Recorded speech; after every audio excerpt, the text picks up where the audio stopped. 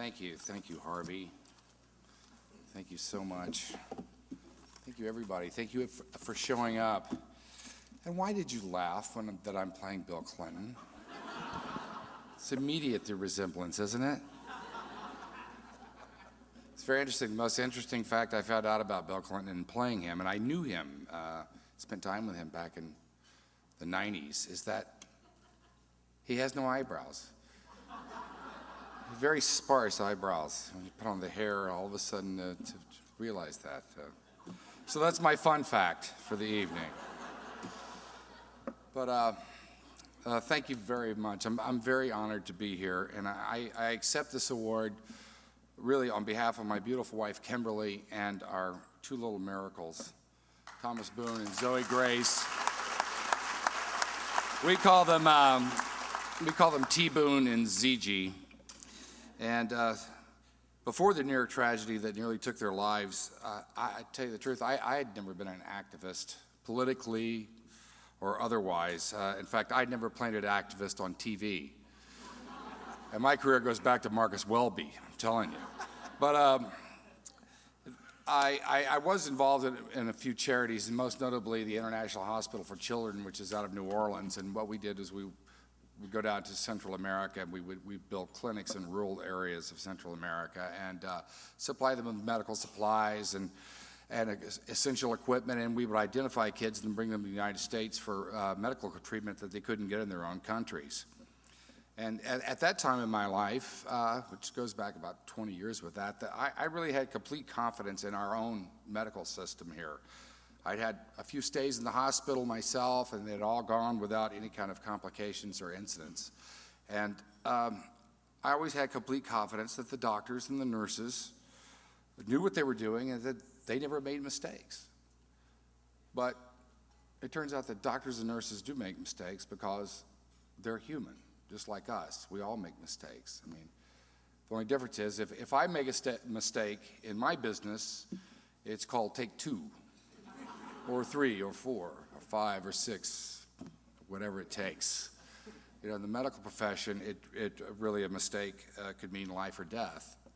And it was, that's what it was. It was a medical mistake that nearly cost our twins their lives. And I just want to say right here and now that I still revere doctors and nurses. That in so many ways, I mean, your dedication and your compassion and your expertise just make this a better world for all of us. You're so tireless. And I still believe, that America has the best medical care in the world, if you can afford it. Our babies, they came very close to death.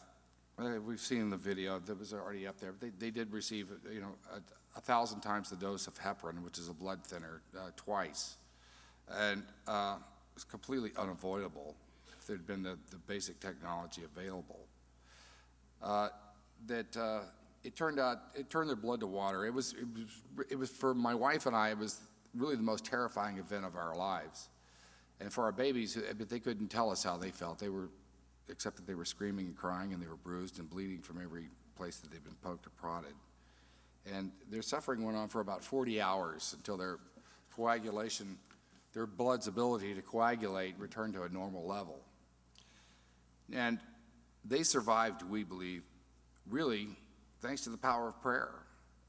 Ours and countless others out there who had heard about what had happened to them through the media or whatever. And today, I'm so happy to report that T. Boone and ZG are completely normal and healthy 21-month-old toddlers, and they're running circles around the house. Thank you. Hedonist never has a bad day. It's like he's running for mayor. He's just happy as can be. Hey, how are you? And she's just going to rule the world, and she's a fashionista. And even at that age, and they just fill the house with their laughter and make everybody just crack up. And we were very fortunate to have a happy ending. And I must say that I really would not be here tonight if we had not had a happy ending. And the same thing that happened to our little guys happened in Indianapolis a year before that and killed 3 infants. And it wound up happening again about 9 months later after in Corpus Christi, and killed 2 other fraternal twins, in fact, a boy and a girl. Their survival was the beginning of my activism. And, the following weeks after we got home from, finally made it home and started to start life as a family, again, there were so many people that approached my wife and I and offering their support, and then people just began to tell us their own story about how they or a loved one or a friend of theirs had been injured or killed by a medical mistake.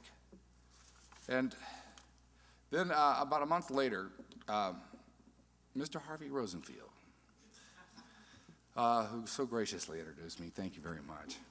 And at that time, he and I were just acquaintances. I used to show up at his door with my son Jack, where he and Cody went to the same school, and they would hang out, and we'd say hi, hey, how are you doing? Hey, great. And but anyway, he called and offered his support, and then he sent my wife and I a book that he had written. It was called Silent Violence, Silent Death. It was about the hidden problems of medical malpractice. And about a couple of weeks later, I was on a plane from New York to LA, and I started reading it, and I read it all the way through. And that was the beginning of my education about our modern yet archaic medical system that we have here in this country.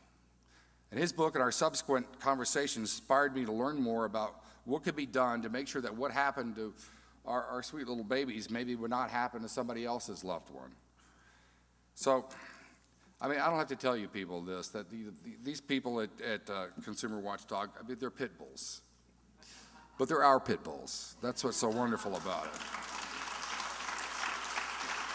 As political activists and advocates, they've really made a difference in all of our lives, and their diligence and on important issues that may or may not be on the front burner of the 24-hour news cycle, and their rage for justice and their compassion for people make them an organization so worthy of your generous donations and support.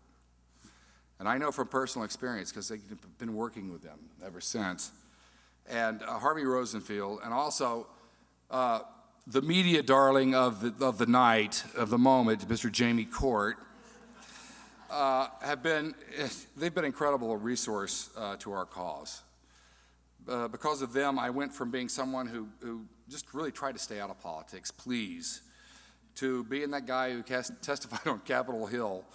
I went from somebody who rarely read even the articles in Newsweek or Time about the medical industry to staying up at night researching medical journals on the internet and touring hospitals around the country to learn more about things like electronic record keeping and CPOE, which is computerized physician order entry, and bedside barcoding, which has become a real cause for my wife and I. And this was all during the Bush administration, before this issue of health care reform came to the forefront of the national debate. Now today there's a lot of noise out there about health care reform, but a few good things I think have been happening. There's $19 billion which has been set aside really for spending on medical IT. And that includes electronic record keeping and CPOE and bedside barcoding. And right now, the medical industry is the only major industry in the country which is still using paper records. And why is that? But the innovation of modern technology is going to save lives, and it's going to save a lot of taxpayer money, but it's definitely got to be done without invading people's privacy, that's for sure, and it can be done. It is going to actually empower us as patients, because we will have more control over our own medical records, and we'll have more knowledge about what we're paying for, basically. My family we're really proud to have been part of the national discussion on health care, and we're optimistic that good things are going to come from all this wrangling and haggling that's going on in Washington right now. But we are really proud of T. Boone and ZG, because Those two, they're the ones, they've really changed the world. And they're still in diapers. Because of their near tragedy, Cedars-Sinai Hospital here in Los Angeles has spent close to $100 million on electronic record keeping and CPOE and bedside barcoding and sterile cockpits and all kinds of safety measures, and they have really raised the standard of care for all hospitals all across the nation as far as patient safety. I applaud that. T-Boom and ZG have already saved God knows how many lives, because now in Cedars-Sinai, a barcode scanner that's found in every gas station across America can catch a mistake by a caregiver in a hospital room if they are giving the wrong medicine to the wrong patient. So ZG and T-Boom have turned lemons into lemonade. And that's why I'm here. I'm here for them, to honor them, and to accept this award for them. Thank you so much. God bless all of you.